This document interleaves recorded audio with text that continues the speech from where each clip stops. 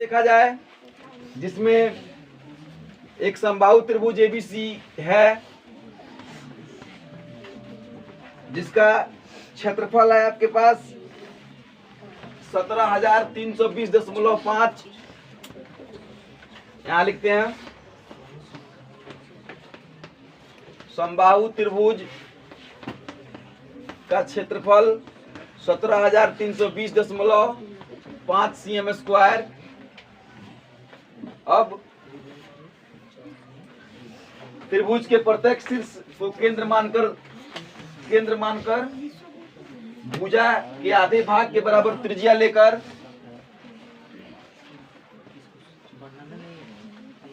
तीन वृत्त खींचे गए हैं।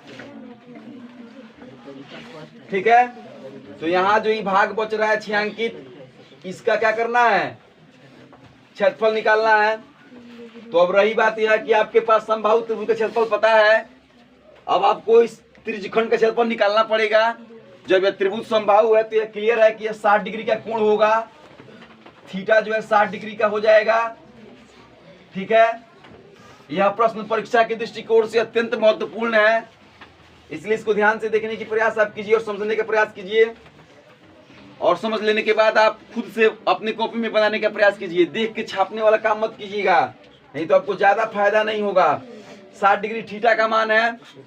अब समबाहु त्रिभुज का क्षेत्रफल तो आपको पता है, अब त्रिज्यखंड के क्षेत्रफल को निकालने के लिए हम लोग को चाहिए पाई आर स्क्वायर थीटा बटा 360, लेकिन आर का मान हमें मालूम नहीं है।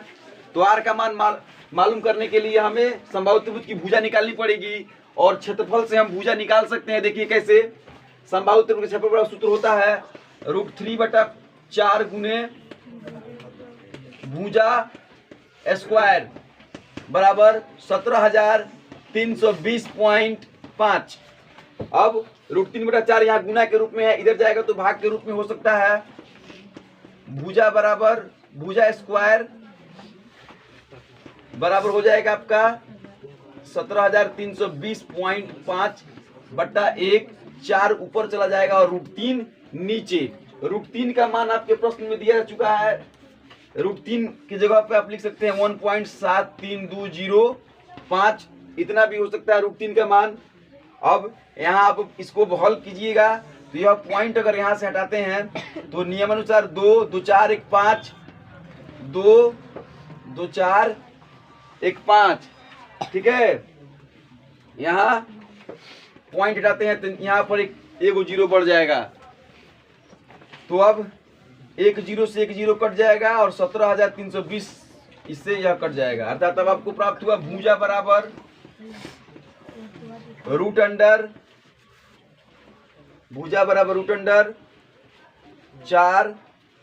0 0। अब जब इसका वर्गमूल निकालेंगे तो 200 गुना 200 बराबर 200 cm। ठीक है, 200 cm हो गया। अब ऐसी स्थिति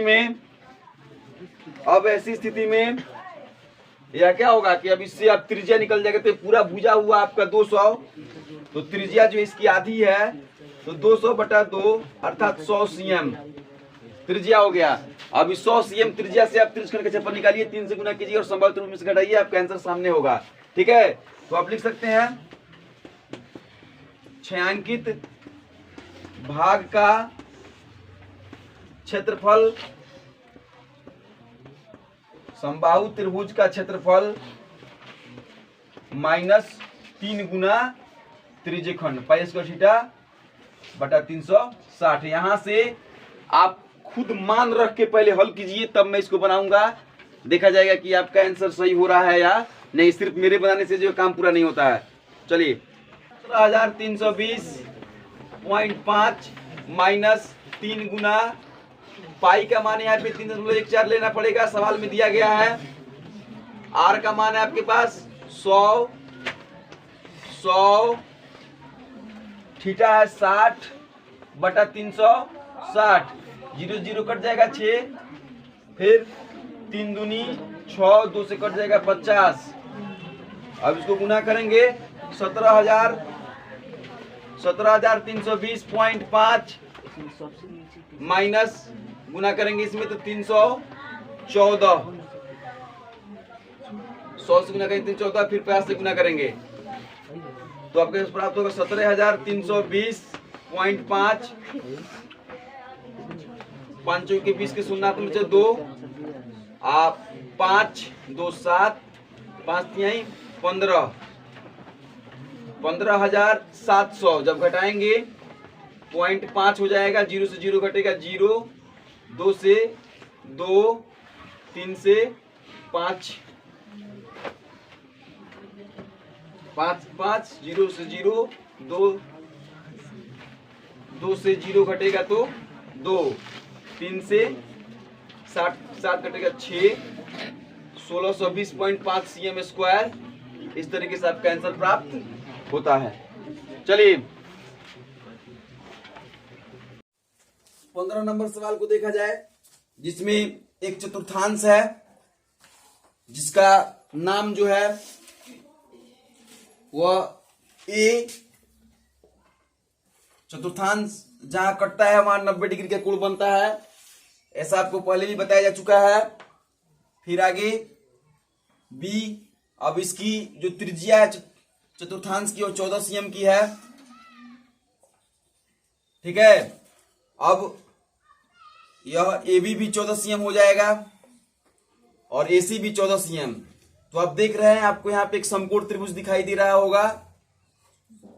समकोण त्रिभुज ABC में पाइथागोरस प्रमेय से सूत्र होता है कर्ण स्क्वायर अर्थात BC स्क्वायर बराबर AB square plus AC square. BC निकालने की आवश्यकता है क्योंकि BC जो है अर्धवृत्त का व्यास है और फिर अर्धवृत्त के व्यास से त्रिज्या निकाला जाएगा। और यहाँ जो यह भाग आप देख रहे हैं इसी का क्षेत्रफल प्रश्न में निकालने के लिए कहा जा रहा है, ठीक है। तो इसका क्षेत्रफल निकालने के लिए हमें सबसे पहले अर्धवृत्त का व्यास निकालना पड़ेगा और अर्धवृत्त के व्यास को निकालने के लिए AB और AC के स्क्वायर को जोड़ा जाएगा समकोण त्रिभुज के पाइथागोरस मतलब प्रमेय के हिसाब से। तो आपको प्राप्त होगा BC का स्क्वायर, AB आपके पास है 14 स्क्वायर प्लस 14 स्क्वायर, BC बराबर रूट अंडर 196 प्लस 196, ठीक है। जब इसको जोड़िएगा तो 392 हो जाएगा। जब इसका गुणनखंडन तोड़िएगा तो 3 को 2 होगा और 2 को 7 प्राप्त होगा। फिर उसके बाद 2 और 7 बाहर निकलेगा तो 7 दूनी 14 रूट 2 प्राप्त होगा। 14 रूट 2 CM जो है आपका BC आएगा। यहाँ पे चतुर्थांश की जो त्रिज्या है, चतुर्थांश की त्रिज्या को हम R मानते हैं और इसकी त्रिज्या हो जाएगी आपकी 14 cm और अर्धवृत्त की जो त्रिज्या है उसको R1 मानते हैं, यह हो जाएगा 7 रूट 2, सॉरी 14 रूट 2 है यहाँ पे व्यास। अब जब इसमें 2 से भाग करेंगे तो 7 रूट 2 आपको प्राप्त होगा, ठीक है।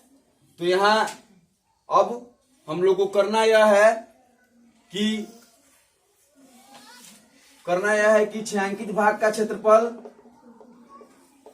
छायांकित भाग का क्षेत्रफल बराबर सूत्र हो जाएगा कि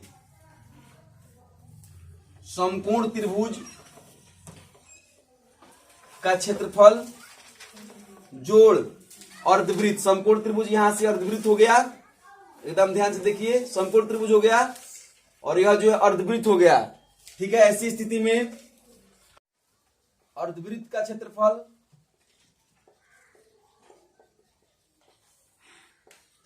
माइनस चतुर्थांश का क्षेत्रफल,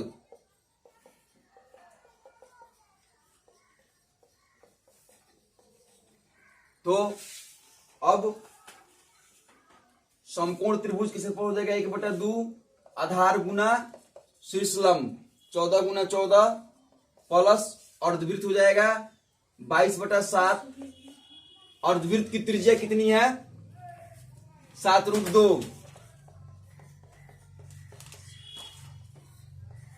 दोनों को जोड़ करके चतुर्थांश में घटाया जाएगा 1/4, 22/7। चतुर्थांश की त्रिज्या है आपकी 14 cm, 14 गुना 14। अब इसको हल करेंगे तो 7, 2,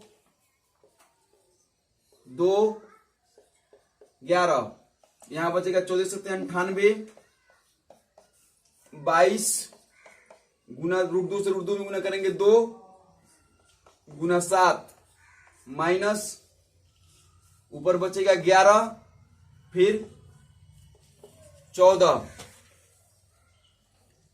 11 और 14 तो 98 प्लस यहां अर्धवृत्त के क्षेत्रफल में 2 से भाग किया जाएगा और वह 2 यहां आएगा, फिर 2 से 2 कट जाएगा, फिर 7 दूनी 14 का 4 हाथ में बचा 1, 7 दूनी 14, 1 15, फिर यहां 11 चुके 44 के 4 हाथ में बचा 4, 11 और 4 15 जोड़ेंगे या ऐसे ही इसको लिख सकते हैं।